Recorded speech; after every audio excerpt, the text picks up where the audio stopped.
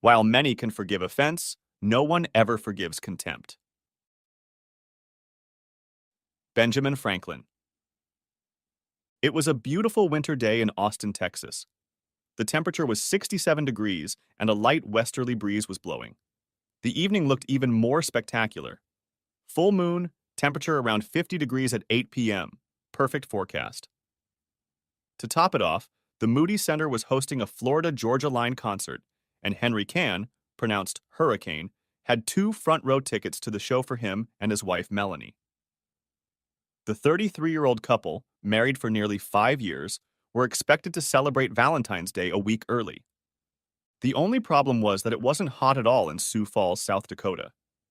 In fact, it was about 10 degrees F. There was a foot of snow on the ground, and it was predicted to be another 10 inches before the snow melted. What does this have to do with Henry, Melanie, and a date with Tyler Hubbard, Brian Kelly, and the rest of the FGL band? Good question. The day before, Henry had been called to Sioux Falls at the last minute to deal with a serious computer problem at Sanford Health Biomedical Center. Their neonatal unit was participating in a nationwide research project when the glitch occurred. Henry was the top IT specialist in his company and was rarely called away on business trips. But Sanford was their 3rd largest client, so Henry boarded the first available Delta flight, leaving the airport on Thursday. It took him about 6 hours to get everything sorted out. He booked a 6 a.m. flight to Austin, which would allow him to get home 10 hours before the concert. The only problem was that by 3 a.m., there was already a foot layer of snow on the ground, and it was still falling. The Delta app on his phone popped up notifications of delays and then flight cancellations. Henry stayed awake, looking for options. Henry was well paid for his work and worth every penny, but his boss would be furious if he took a charter flight home.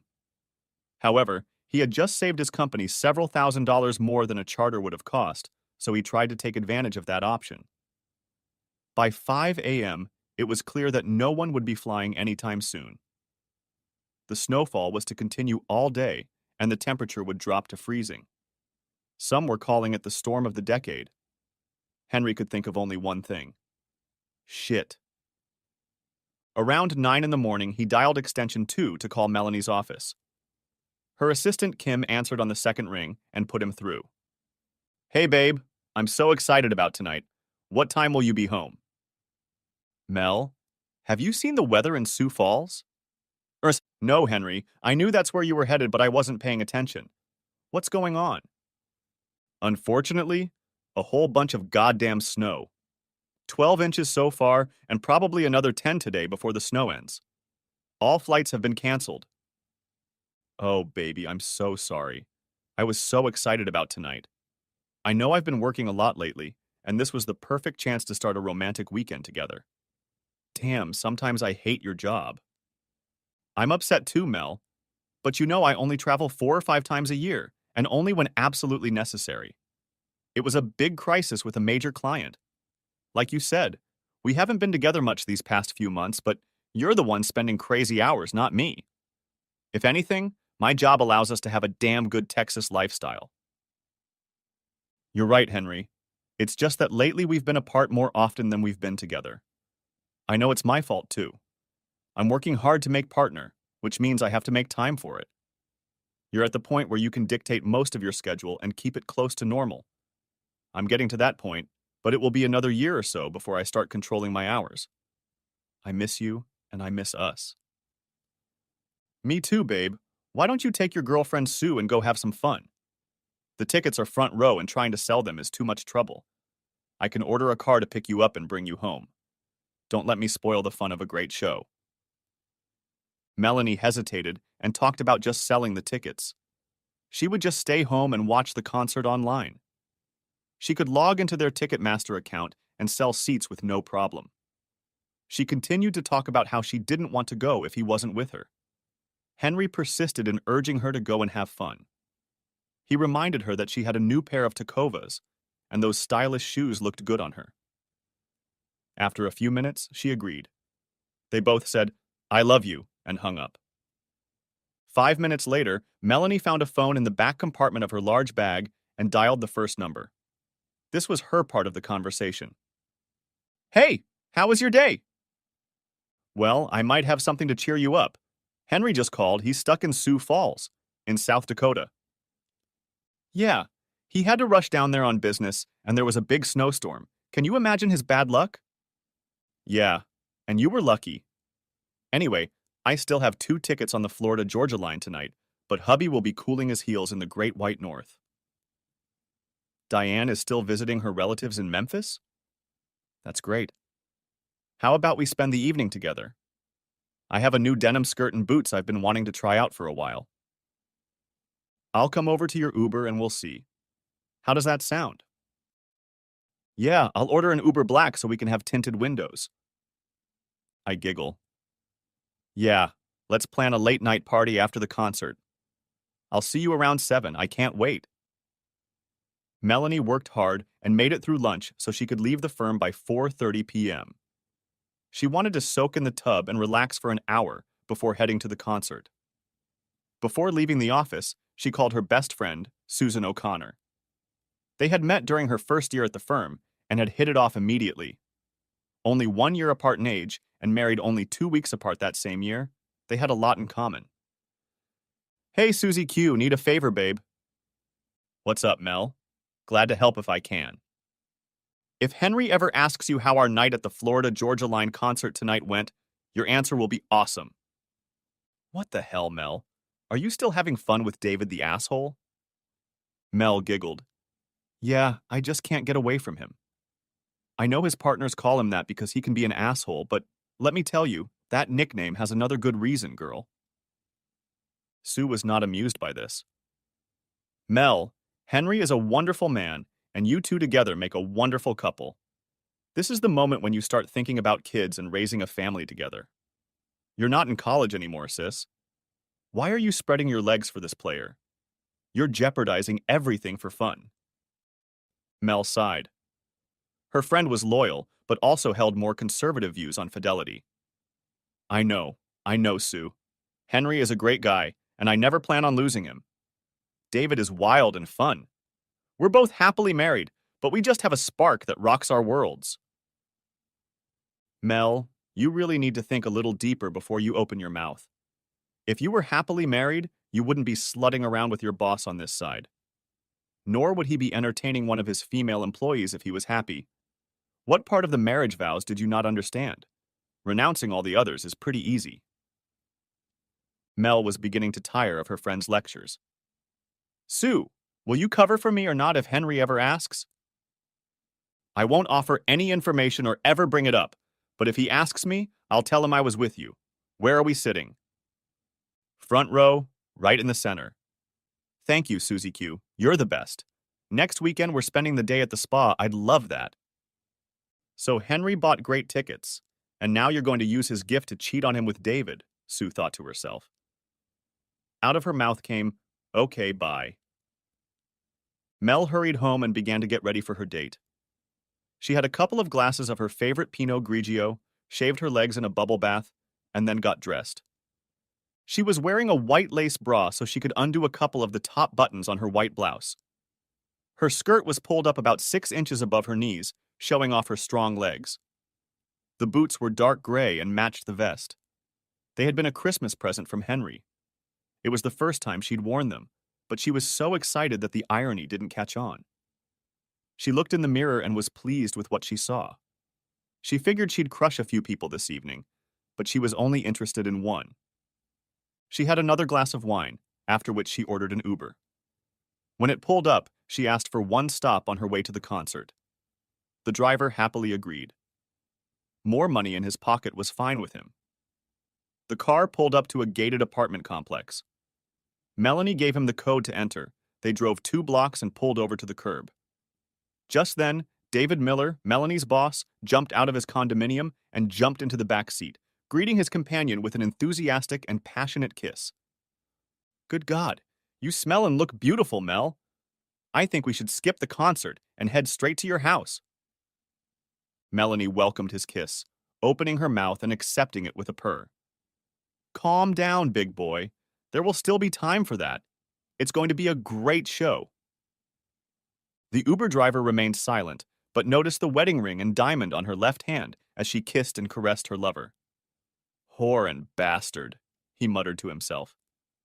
For her part, Mel had never intended to cheat on her husband.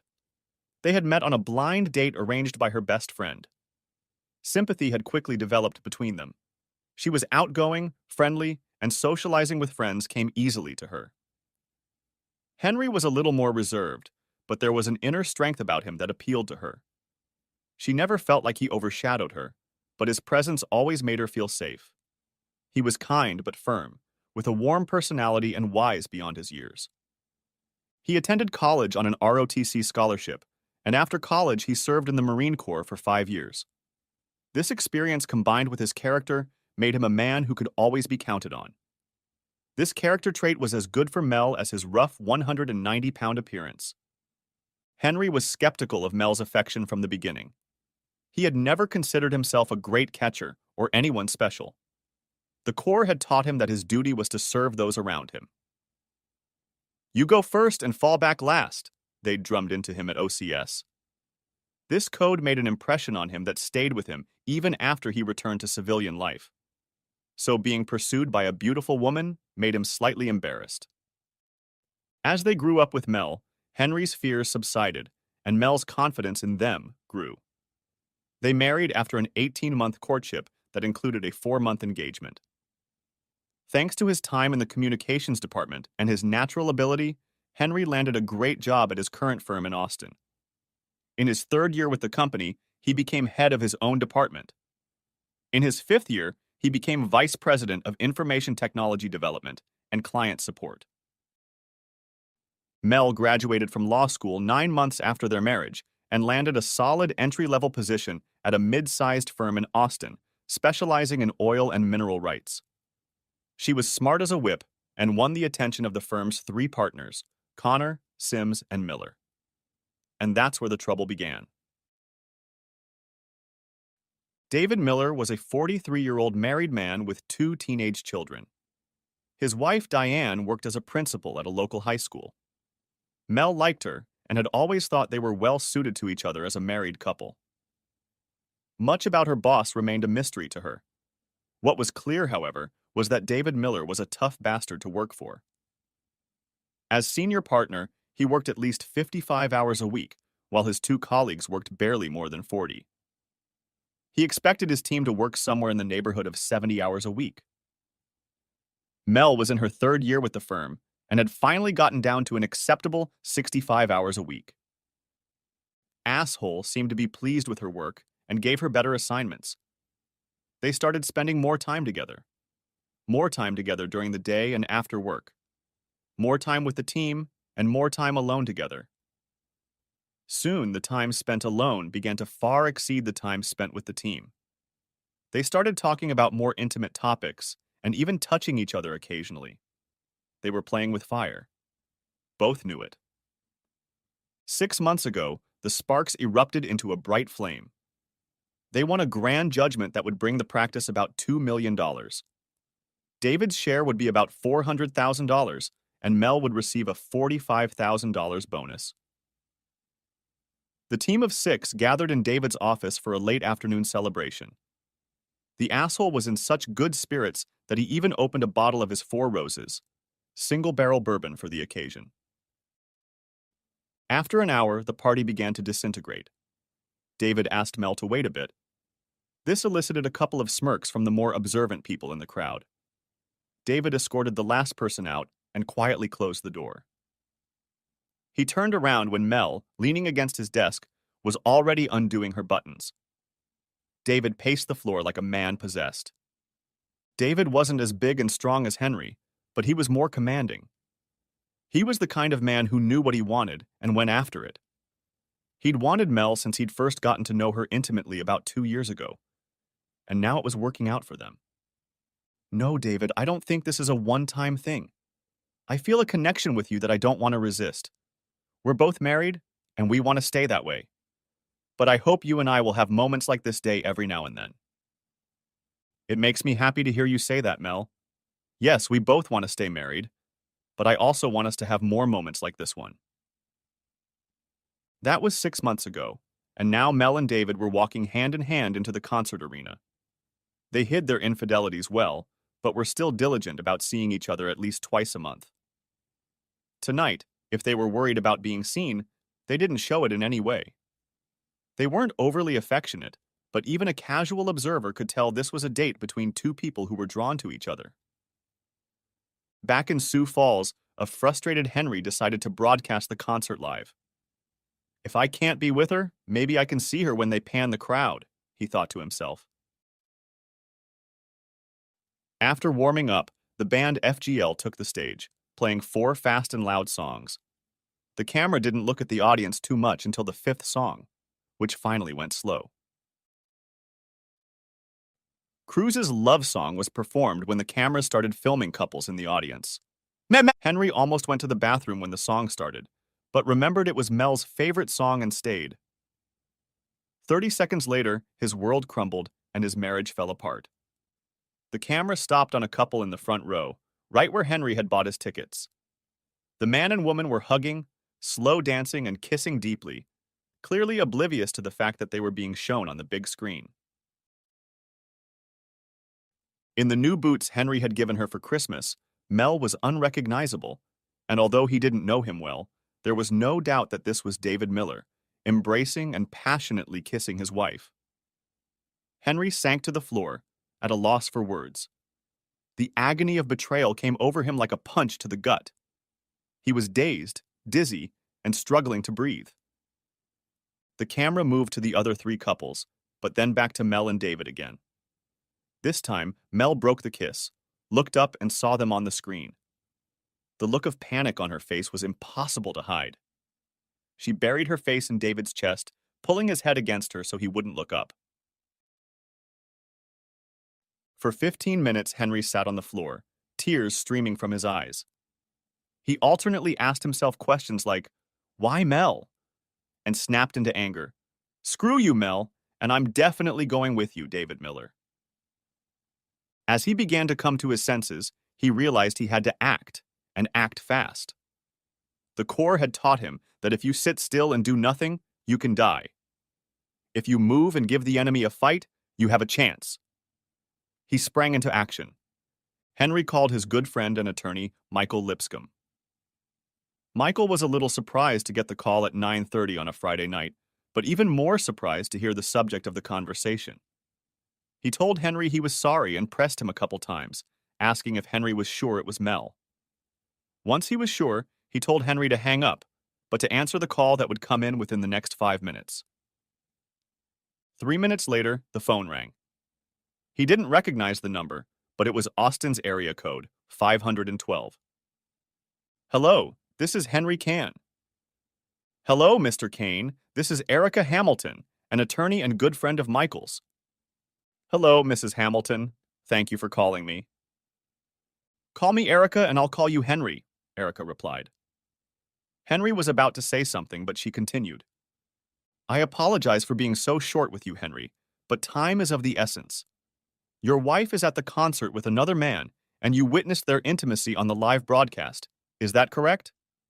"Yes." "Okay. Where were they sitting and what were they wearing as far as you can tell?" Henry answered as quickly and succinctly as possible. "When we hang up, send me the latest and greatest picture of your wife.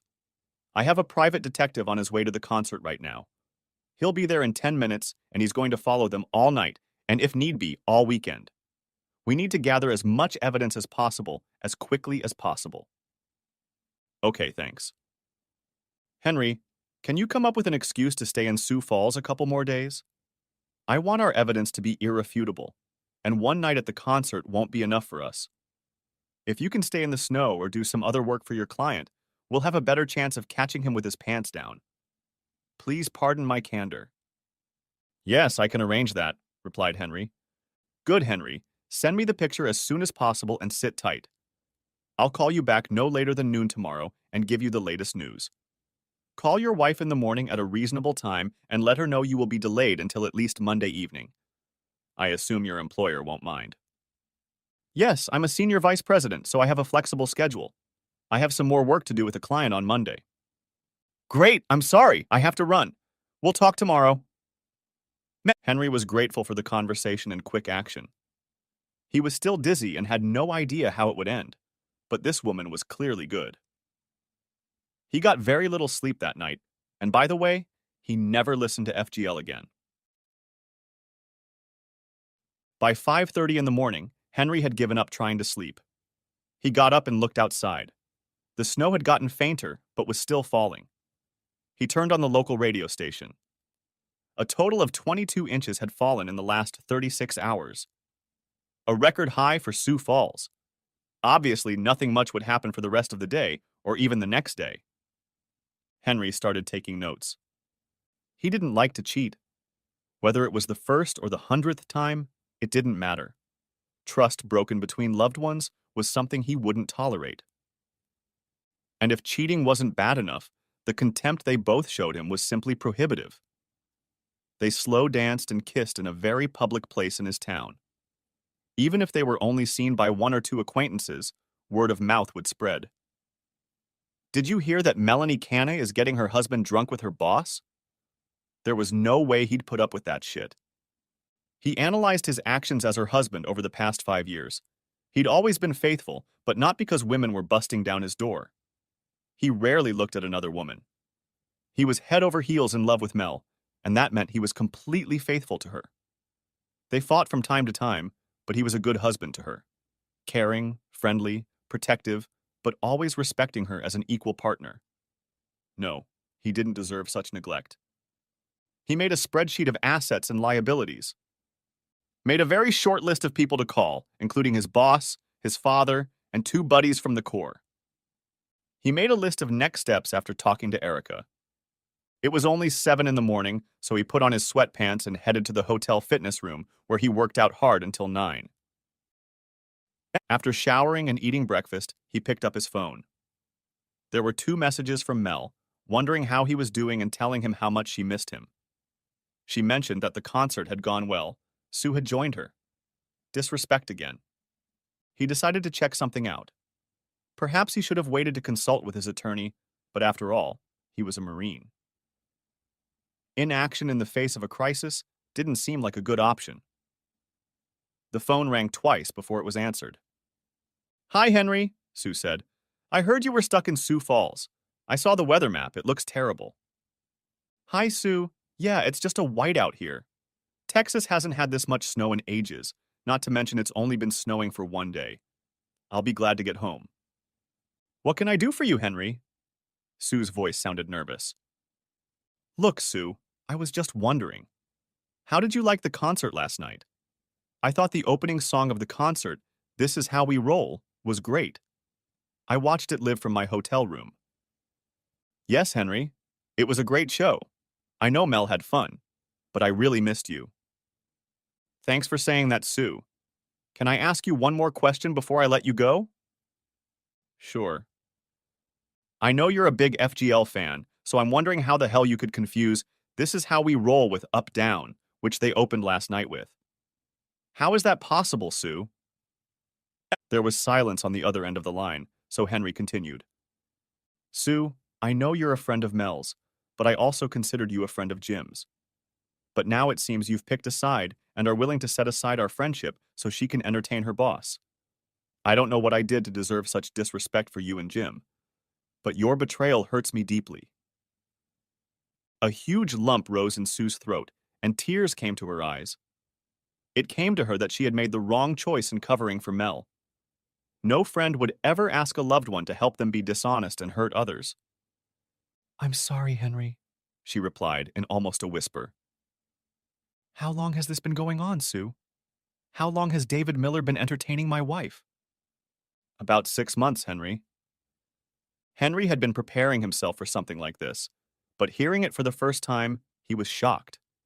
He had to fight to keep his composure. "Sue, does Jim know that you're lying for Mel and helping her betray her wedding vows to cheat on me?" Sue sighed. "Oh no, Henry. Jim doesn't know anything about that. He would be mortified and ashamed to know my part." "Okay, Sue. For now, I won't tell Jim about the part you played. It will all come out soon, and I'm sure he'll have questions that you'll have to answer. Jim is a good man, so my advice to you is to come clean when the time comes. In the meantime, if I hear you say a word about this conversation to Mel, I'll call Jim myself and make sure he explains unequivocally what part you played in helping Mel despise me and ruin our marriage. Sue was crying now. No, Henry, I won't say anything to Mel. I won't even answer text or phone calls over the weekend. I will find a way to avoid talking to her. I'm really, really sorry and ashamed, Henry. Henry disconnected without saying goodbye. On the other end of the conversation, Sue began to realize the depth of her stupidity done in the name of friendship. She realized that sooner or later she would have to talk to Jim. It would probably be for the best. Henry called Mel on the phone. Her voice was sleepy, but she played the role of loving wife perfectly. She pouted heavily when she learned that he wouldn't be home until Monday evening at the earliest. She and Sue had had fun, but it wasn't the same without him. She had few plans for the day: run a few errands, do some chores around the house. Nothing major, really. She promised she'd save the special stuff until hubby got home. She ended the conversation with a resigned, "I love you." Henry replied, "Goodbye." That struck her as odd, but she didn't give it a second thought. At 11:58, Henry's cell phone rang.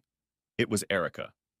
She gave a brief update and then said she would call back around 7 p.m. with a detailed report. She called at exactly 7 p.m. The summary of the case was as follows.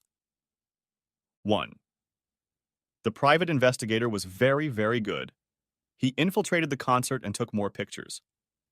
Mel was scared of the cameras for a while, but by the end of the concert, they were hugging and kissing again.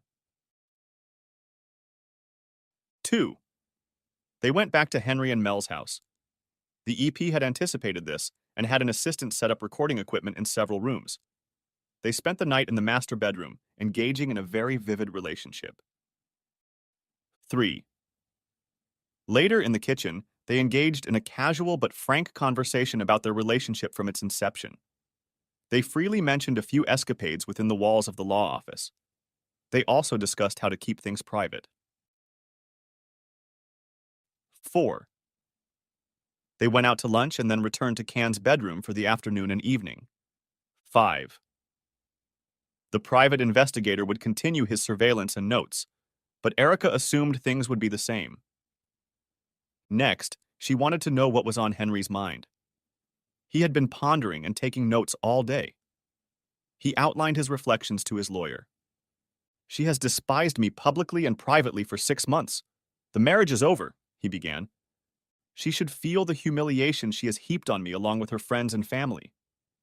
The truth of her actions must be made public. There is no reason to amplify or exaggerate. The facts speak for themselves, but no nonsense about irreconcilable differences. I want her sent to work as soon as possible. I want his wife to know when I'm servicing Mel. The same goes for David. I want his wife to have everything we have on him. I hope and pray that she brings him out in the divorce. I also hope his partners turn out to have more morals than he does and get him to leave the practice. Maybe if we threaten to sue the firm, since they've been doing this repeatedly in the office, we can encourage them to do it. I don't want to stay in this house. I need to sell it. There are too many memories. Honestly, I don't even know if I'll stay in Texas. However, I don't want her to stay in it either. Hopefully we can split 50/50ths on the sale. I also want to protect all my assets as a spewer. I don't mind using my money to pay off cars or other small debts, but I sure as hell don't want her getting child support from me. She just got a big bonus and she's already getting a small 6-figure sum." Erica asked a few clarifying questions. She told Henry that, given his ability to make good money, it was likely that she would receive alimony. However, if the law firm had a morals clause, they could clearly show that her infidelity had ruined the marriage. That might help. Henry would stay in Sioux Falls or Austin until Tuesday afternoon. Chalk would be served mid-afternoon. Before then, Erica would try to track down Mrs. Miller and see if she wanted to join in the fun. Henry noticed that Mel didn't call him again on Saturday or until early Sunday evening. She and the asshole must have been having a great time. He knew he had to call her, or she might suspect something. He called around 9. Hey, I was just thinking about you and realized we haven't talked since yesterday. I hope you're still going home tomorrow. I can't wait to get to you. I've missed you so much. I'm sorry, Mel, but that will be on Tuesday. I have a flight through O'Hare that will get me home around 3 p.m., so we can plan to have dinner together. Okay, she replied, disappointed. But next time I meet with James, CEO and Henry's boss, I'm going to tell him no more winter trips. He ruined a great weekend we were supposed to be enjoying together. You'll tell him when you want to see him again, Henry said, almost chuckling at the thought. Inwardly, though, he thought, what a goddamn cold-blooded evil bitch you've become, Mel. They talked for another minute or two, and, before hanging up, Mel said, Henry, I love you so much. You know that, don't you? You know how much I love you. Yes, Mel, Henry replied, holding back new tears. I know exactly how much you love me. And hung up the phone. He just couldn't let her humiliate herself. Even if he gave her a clue, he knew what was happening to her. She'll never humiliate me again, he thought, as he dialed his boss James's number to keep him in the loop. Henry sat at the kitchen table on Tuesday at 3 o'clock sharp. He wasn't sure when Mel would be home. From Erica, he knew things were moving along. She was supposed to arrive sometime between 2 and 4. Apparently, Mrs. Miller had already forgiven the asshole for 2 previous affairs with women like Mel.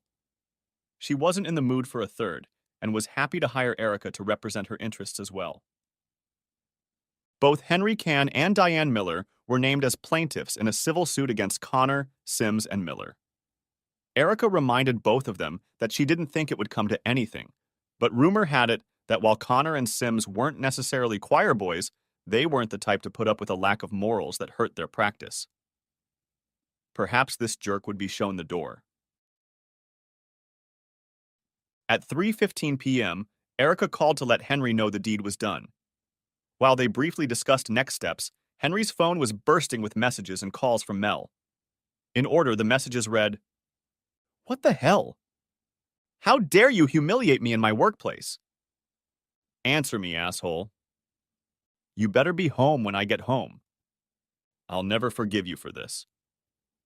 Henry had only seen combat twice. His job in the communications office was a combat support role. But every Marine is trained to be a gunner, and twice in Iraq he was caught in firefights. Neither of them lasted long, and his captain, who never praised anyone, took the young first lieutenant aside and told him he did a great job for a rookie. Henry's combat experience kept him calm and determined about the fight that was about to break out in his kitchen. Henry, Henry, where the hell are you? Yelled Mel, coming in the side door from the side of the driveway. Henry sat silently at the table. Mel appeared from around the corner with a folder in hand and threw it forcefully on the desk. You bastard! You handed me divorce papers at work? How could you do that? How could you be so cruel? Do you realize how humiliating that was? Then her tone softened a little. Why, Henry? Why did you file for divorce? We love each other. We have a wonderful marriage and a glorious future. What are you thinking? Talk to me. Henry kept his composure. He realized that he was seeing Mel for the first time since the horrible revelation last Friday. Her eyes looked sunken and puffy. She was nervous. He noticed that she had opened the divorce petition, but didn't seem to have looked through it. Sit down, Mel, and we'll talk this over. Don't tell me to sit down, you bastard! Who do you think you are? What are you, entertaining some whore on the side? I swear I'll cut your balls off if you are. She hovered over him. That's enough, Henry thought. He stood up and towered over her. Looking down with a calm but grim expression, he said again in a voice that demanded attention. Sit down, Mel. Now. She sat down. Mel, have you even looked at the file attached to the divorce petition? She shook her head from side to side, but didn't reach for the file. Let's look at what caused my world to come crashing down around me last Friday night. First off, here's a picture of you and David the asshole at the concert. No, not with Sue, as you lied to me, but with your boss. That's a lover's embrace and a kiss the two of you are enjoying. Mel jerked away from the table, as if the photograph was a snake preparing to strike. David, it's not. Quiet, Mel. This is my time to talk. You'll get your chance. The next item is a flash drive. I'm not going to put it in and play it. You can do that on your laptop later. But it is a recording of you and asshole doing it in our bed last Friday night, Saturday morning, Saturday night, and Sunday morning. The tape also includes the conversations you had right here at this table in our house, discussing past adventures and how to keep me and Mrs. Diane Miller in the dark for the future. By the way, I know your office isn't exactly next door to the asshole's office, so you may not have noticed that Mrs. Miller served him with divorce papers today. I don't know how he'll explain to his kids that this is the third time he's been caught with an employee, but that's not my problem. You knew you were number 3, right? Melanie flinched at this revelation. Apparently, she thought she was special, the only one he'd been with out of wedlock. Apparently, the prick was also a great liar, but then again, he was a lawyer. What did she expect? Okay, anyway, there are a few more pages here describing your betrayals as far back as Sue could remember. Apparently, she realized that covering your ass would cost her marriage to Jim, so she turned to state's evidence, using legal terms. Another way to put it is that she threw you under the bus and told you everything. All the nights she lied and said you were with her. Even the maiden weekend last November was a ruse to get you and your asshole to sneak off to South Padre. By the way, I wouldn't call Sue anytime soon. Jim has made it clear that the marriage is over if she speaks to you outside of his presence. Finally, you have a copy of the civil suit that Diane Miller and I are filing against your law firm. Doing it in our marital bed does not violate any company policy. However, his desk, couch, and private bathroom are all part of the law firm, so that's where we may have a case. Our attorney thinks we have a fighting chance. So, my dear whore wife, this is why I'm divorcing you. You have broken my heart in a way that I can hardly ever put into words. I was so upset last week when I had to fly to Sioux Falls because I couldn't wait to spend time with the only woman I've ever loved. The only woman I ever wanted to love. My wife, the person I hoped would be the mother of our children.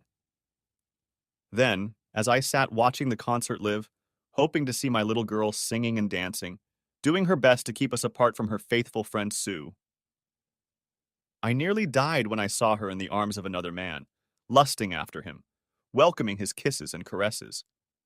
My soul was shattered in an instant. I guess I'm a big enough person to take offense to Mel, even a serious offense.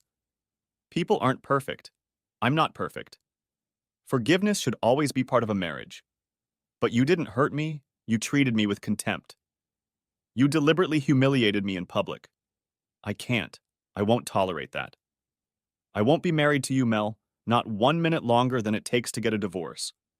I'm not going to make life easy for you. I'm going to keep as much of my money as I can. Your family and friends will know what you've done. I'm not going to hide the truth from them for the sake of someone who spit in my face with her actions. You're on your own now. I guess that's what you wanted all along. That's it. I'm done. Speak softly if you want. Mel tried not to cry, but she wasn't too successful. She was a strong and proud woman, but this man she claimed to love, whom she had betrayed so deeply, had simply destroyed her by telling her the truth.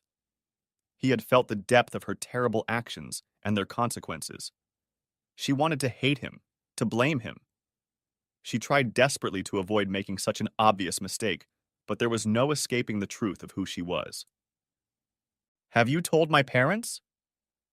No, I'll leave that up to you. I talked to mine, my boss, and a couple buddies I served with. Other than my lawyer and our company attorney Michael, I haven't talked to anyone. But I'll be blunt. If you try to hide the truth or whitewash your actions, I'll give them everything, including what's on the flash drive. I can't tell my parents everything. They would die hearing all of this. You can't hate me that much, Henry. Mel, you didn't care one bit about my feelings, or the fact that your choices killed my heart. You've been acting hateful to me for at least 6 months, and that's assuming you didn't have any other lovers before that. Don't pretend to be a victim. I'm giving you a week to share with them, and then I'm calling. They better have a firm idea of what happened, or they'll get a copy of everything. Henry, I swear there were no others. David was the first and only one.